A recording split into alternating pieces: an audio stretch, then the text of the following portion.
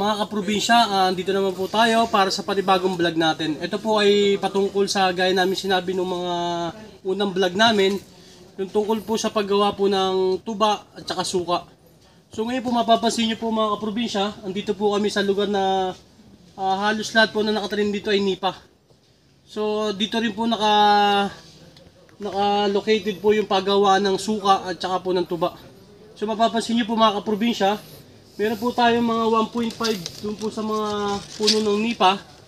So ito pakita ko po sa inyo mga kaprobinsya. Ito po kaprobinsya yung bunga niya.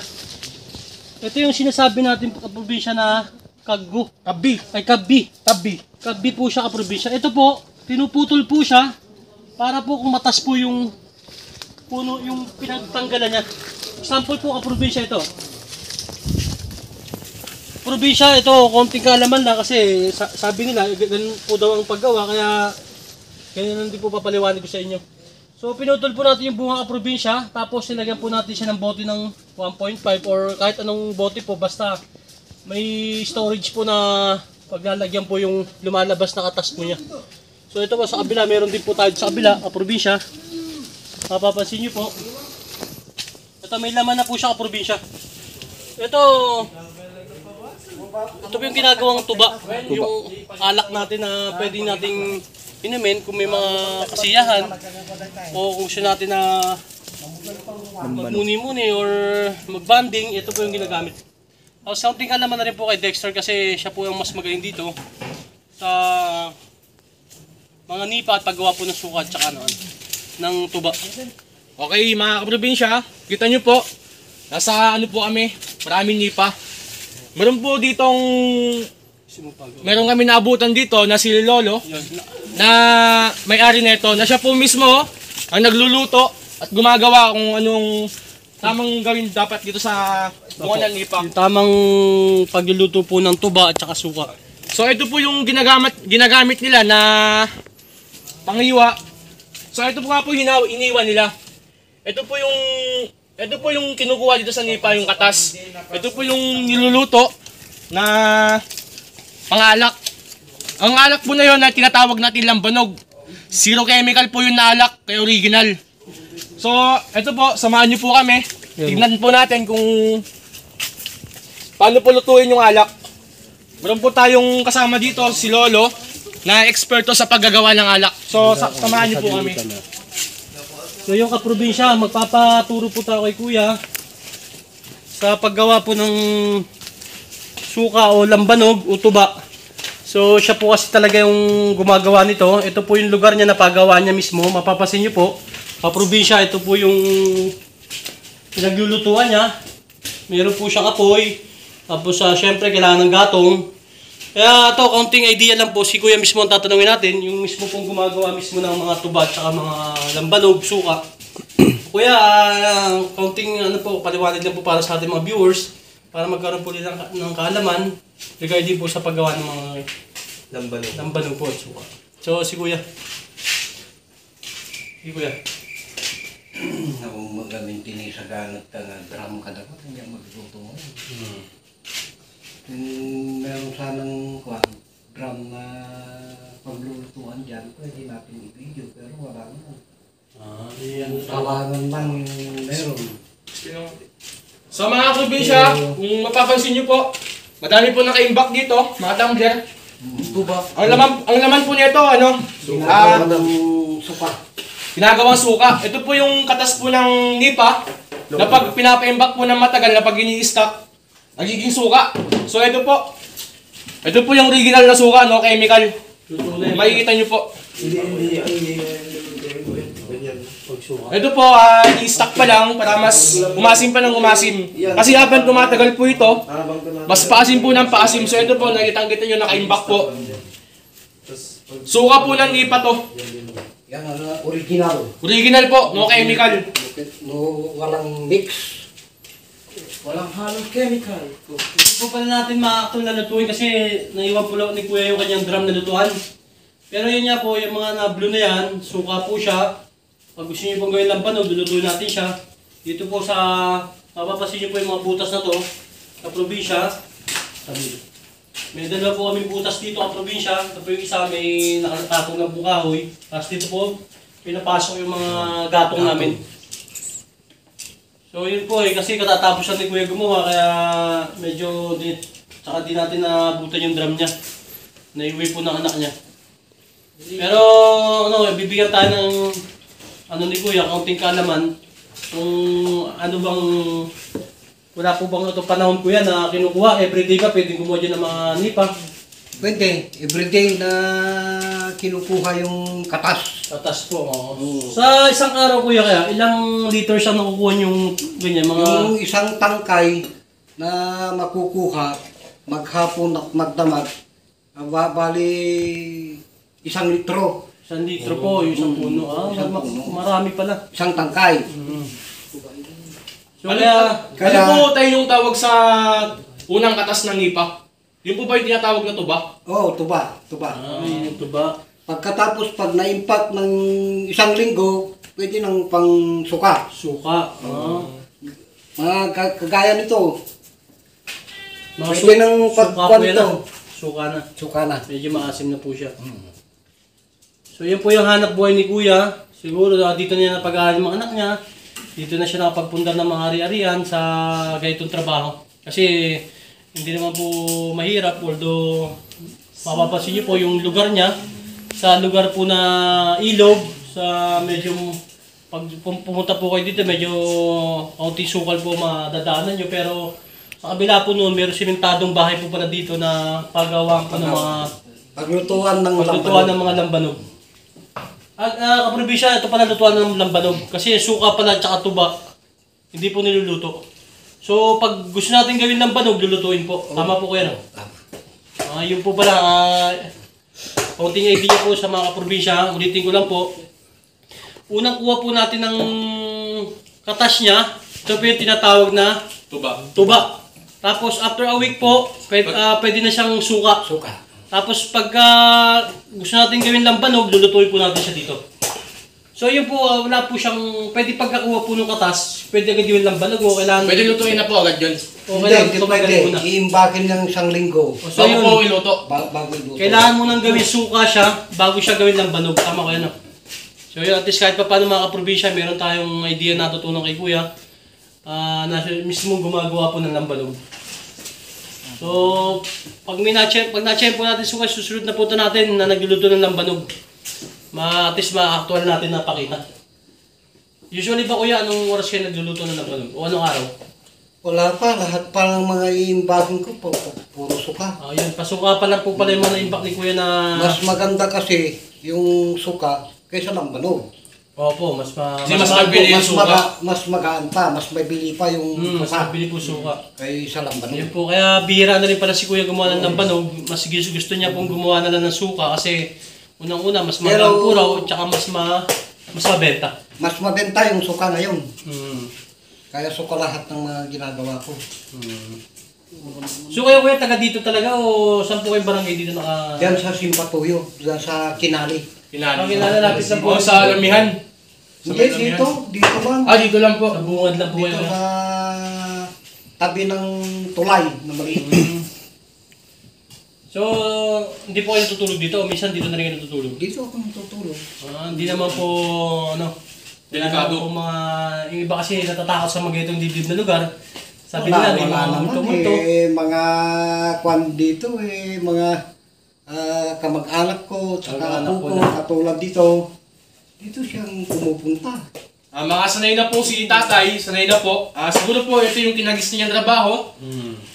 Ito, kita niyo naman po, si tatay, medyo may edad na. Pero sa kagustuhan niya po rin gumawa ng mga suka, lambanog, ay ginagawa pa rin po niya. Kasi napakalaking tulong po nito para sa probinsya. Oo. Pero tanungin natin si Kuya, ilang years niya pong ginagawa itong ganitong paggawa ng mga suka? Matagal na. Simula ba ano po kayo, mga binata po kayo? Hindi naman. Saka ko na lang ako sinimula nito noong 1990 ata siguro. 1990, so 2020 na ngayon, halos 30 years na po. Lahat ng mga anak ko, napag-aral ko, 5 sila professional. Yun. Oh. Na ito galing. Yan po, kaprobinsya. pinapaliwanag po ni Kuya. So, ilan po anak niyo Kuya na napagtapos nyo dito sa paggawa ng tuba, suka, at saka manog? 2 PNP, 2 pulis po, may pulis na 2 po si pulis, Kuya. isang teacher na nagtuturo sa Afrika. Ayos. Tapos yung isa nasa Hong Kong, SRM. Oh my God! Wow! Tapos yung medtech. Ayos po talaga mga professional yung anak ni Kuya. Pero mo yun po mga kaprobinsya, napakasipag ni Kuya. Dahil po sa paggawa niya po ng tuba, suka at saka lambanog, naitaguyod niya po yung pamilya niya, napagtapos niya po ng mataas na antas yung mga anak niya. Hindi naman itong katas ng NIPA ang produkto nito, pati yung dahon. Pati daw ng Oh, pati nga po yung dahon, ayun po yung ginagawang nipa. Pangbubong. Pangbubong. So ano pa Kuya, yung mga produkto na pwede magawa sa nipa? Pwede pang kuhan, pag simulang magtanggal ka ng bunga ng nipa, yung unang katas ng nipa, pwede mong lutuin, Honey, matamis. yung matamis. Oh. Tagapulot. Tagapulot po ang tawag sa Ilocano doon. Ilocano. Yung bunga binibenta niyo kasi natikman ko yung bunga, masarap Hindi, po matamis eh. pag kayang-kaya natin ilabas yung bunga, pwede ibenta. Pero hindi naman kaya eh. Oo. Maraming nasisira dyan. Mga sisira lang po. Pag naputol, wala na. Pero pwedeng kainin. Opo. Parang buko. Mas masarap pa kaysa Masarap sa buko eh. Sabi ko Totoo nga lang. sa misis ko, nung natikman ko siya kahapon, pumunta kami dito sa bungad na pala na ilog. Tinatikman ko ng gano'n kasi sanay din siya sa ilog. Nung natikman ko kuya, masarap talaga. Masarap pa sa talaga. buko. Parang Ano? katulad yung yung kaong na Parang kaupo na yung sa makaroni. Oo. Yan. So ito po mga probinsya, yung mga produkto ni Kuya.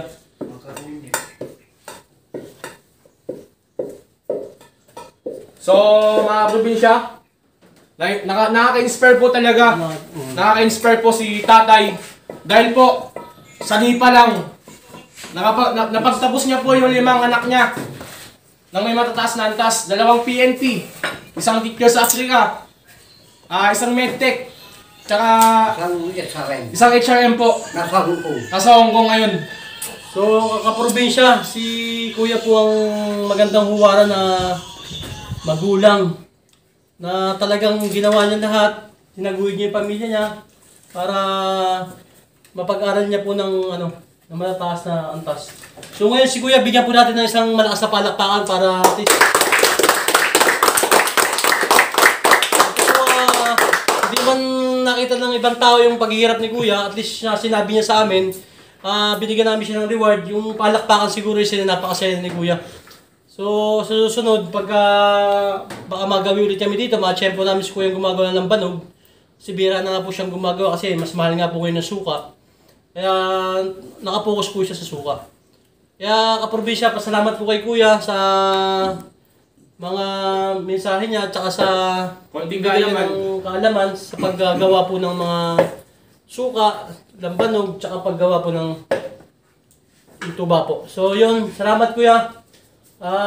Makikita niyo po ito sa namin, sa vlog namin. So Opo. panoorin niyo na po Buhay Probinsya. Umasa po kayong itong video na to ay mas mapromote po yung paggawa nyo ng alak. At mas sisikat po tayo kung patuloy po natin pagtutulong-tulungan ang mga ganitong klase ng pamumuhay. Kasi ito po yung pamumuhay na sobrang nakaka-inspired. Kasi po ito po ay malinis at walang halong dumi. So, Dumi po sa palad, pwede pa. Kuya, ano po pangalan niyo para at least Larry Ramos. Si Kuya Larry Ramos po, yun po yung naging buhay niya dito. So, Kuya Larry talagang yung sipag mo, binigay mo para sa mga anak mo. Opo. So yun Kuya Larry. Pero, pag may order po sa kanya ng suka, i-message nyo lang po kami. Kami po mismo lalapit kay Kuya para may bigay po namin ang order nyo. Kasi ito, fresh na fresh po yung pagkaano niya. Dito po mismo ginagawa sa lugar ng mga nipa. Kaya magkano ba usually Kuya ang paano ba bentahan no? Per litro po ba? Per Pero gano'n? gano'n na ata. Ang pagbebenta namin sa labas, yung naka-display doon, Yung isang 1.5, 70 pesos. Yun, sa 1.5 po 70 pesos. So napakamura na po niya. Kasi kung bibili niyo po siya sa nakabote, yung kasi 355 ml, minsan 25 pesos na. So malaking mura pa rin kay kuya. Tsaka mapapasin yung asim niya, talagang asim po talaga kuya. So yun, kaprobinsya, yun lang po. Salamat po kay Kuya Larry Ramos. Tama po kay Larry Ramos, no? So, pag may order po yung probinsya, message nyo na po kami mga kaprobinsya. Ngayon po, papasalamat tayo kay Kuya. At tapos, pa-subscribe na rin po yung aming itong vlog namin na to. I-subscribe nyo po kami lagi para at least marami pa po kayo matutunan sa amin. Marami pa kami mapakitang kapakipakinabang at kaalaman na mabibigay namin sa inyo. So, thank you po, kaprobinsya. Thank you, Kuya Ram. Thank you. Yun mga kaprobinsya, i-actual po ni Kuya na kunin yung tinatawag natin lambanog. Tuba po siya. Ito po, mismo nasa puno siya. Sabi ni Kuya, papatikimin daw kami. Kaya kukunin ni Kuya ngayon. Malinis po siya kasi, sabi nga ni Kuya. Dahil may takip. May takip po siya. So mismo yung sakto lang po yung tangkay niya doon sa galon. So yun, papatikin po natin ni Kuya Larry para malasap natin yung sarap ng sariwang tuba. First class. Asus, 308. Yan, tuba po yan. Matamis yan. Ito, ngayon ko po na-experience nila na mismo galing sa puno na kainom ako ng tuba. Nung nakainom siguro ng tuba sa yung mga pinapasalubong lang. Pero ito, actual, nakita natin. Bagong kuha. Bagong kuha. Si Kuya Larry mismo nagbigay. So ngayon, titikman natin kaprobinsya. Sarap. Cool. Masarap siya kaprobinsya, manamis-namis po siya. Para siyang sabaw ng buko na medyo tumagal ng konti.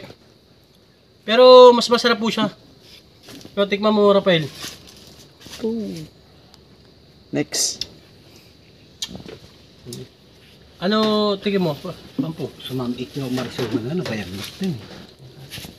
Nalagyan mo ba? Tikim ako. Sar. So guys, titikman natin yung tuba. This is the first time Meron pa pre. na makatikim ako nito. Ayun, matamis nga po. Ito po ba, Kuya, tuba, may alcohol siya na ano no? Ilang percent mga usually, hindi ba nakakalasing na? Wala pa. Wala Ilan pa pa kasi hindi pa naluluto eh. Hindi pa naluluto. Ay, oo nga pala, kaprobinsya. Pagka pala mga ano, ganitong bagong hindi pa naluluto. Yung pala yung lambanog, yung medyo talagang nakakalasing siya. Kaya kaprobinsya. Bagong katas pa lang ito. Anong lasa mo, Adrian? Matamis. At maasin ng konti. At medyo maasim ng konti. Medyo maasin Kasi na po kasi ng konti kasi medyo matagal na. Nagtagal na po atin ng 2 araw. Pero kung bagong katas po yan, napakatamis po talaga. Grabe, tamis. Hindi masin nyo. Ay, ako ba niya ba't? Dahil kapag putol ko nga. Hindi kaput-putol. Nagimas. Yung Kuya, yung kakakuan lang, mas matamis pa. Ayun po, kaprobinsya, kaunting kalaman din, mas masarap po, mas matamis pag yung mismo bagong putol. Yung katas po niya talagang ramdam mo yung sarap ng ano. bagong tanggal ng bunga. O, bagong tanggal ng bunga, sabi nga po ni Kuya. Sarap. So yung kaprobinsya, at least na-experience natin, yung sarap ng tawag natin tuba. Kaya kayo mga kaprobinsya, at least nakita nyo po kung paano gawin, kung paano kunin. At least kayo po, bumibili po kayo sa labas, ngayon alam nyo na po kung paano po siya gawin. So, kaprobinsya, yun lang po, magbabalik po kami. So, ito po yung bunga ng nipa. Ito po yung tinatawag nating tabi. So, kita nyo po, ito po yung laman niya. Sabi nga po ni Kuya Larry, mas masarap pa to kaya sa buko. So, sobrang napaka-useful po talaga ng nipa. Napakarami pong pakagamitan. Ito po, yung bubong, yung daon po niya, pwedeng gawing nipa na pambubong. Ito po yung bunga. Mas masarap pa sa buko. So pag pinutol po ito, doon po kinukuha yung tuba. Na pwedeng gawing suka, alak. So napaka-useful po sa nipa. Wala po nasasayang. Ito po sa nasubukan po namin, titikman po namin to, bunga ng nipa. So ito po, kita nyo. Masarap po ito. Sige, titikman po namin kaprobinsya ni Dexter. Maghahati po kami dito kasi crush ko kasi ito eh. Anis. Yan, kaprobinsya oh. Sabi nga ni Kuya Larry, para siyang ano yun Kuya Larry, yung binibenta? Nata? Nata di ko. Kaong. Kaong. Parang kaong po siya. Parang kaong. Uy, sayang. Yan. Meron pa rin. Ay, meron pa dito. Sabi siya. Ganda man. So ito po. Ito po. Subukan natin bilakin kung may laman. Garbisan.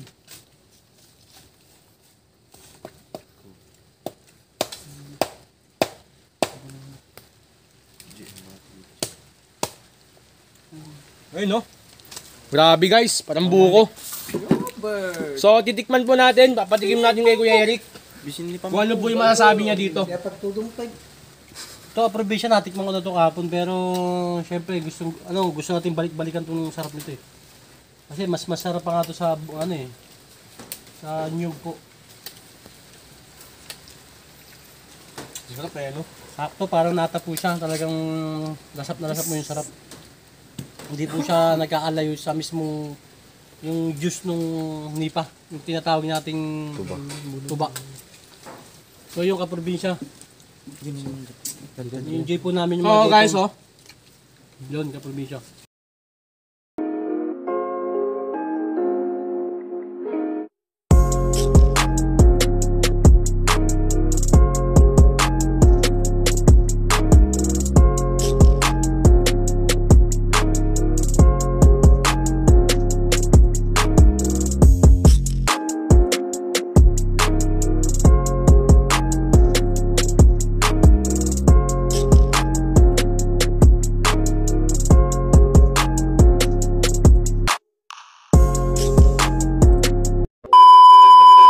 So ito po yung bunga ng nipa.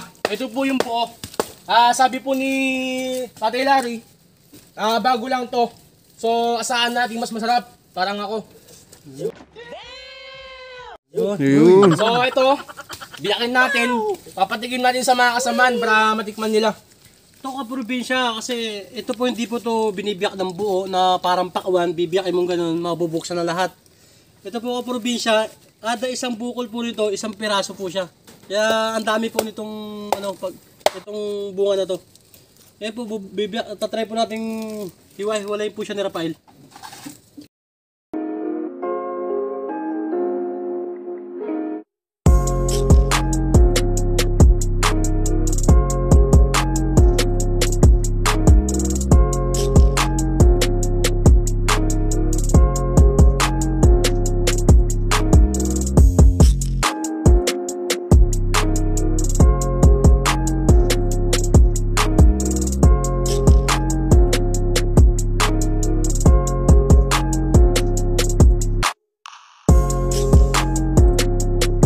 Oh, ito nga po yung ano, bagong kuha natin. Uy, ang kita mo kaya.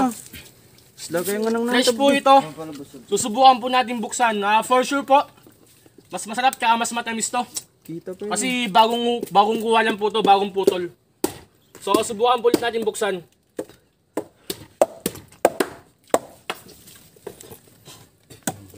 So ayun nga po, may laman, kaso sabaw. Try natin yung mas malaki. Ito. Pwede yan. Hindi, wala to. Pwede. Ala to. Ala, 3. So ito po, bagong kuha po ito. Kitang-kita nyo po, parang buko talaga. Parang nata di coco.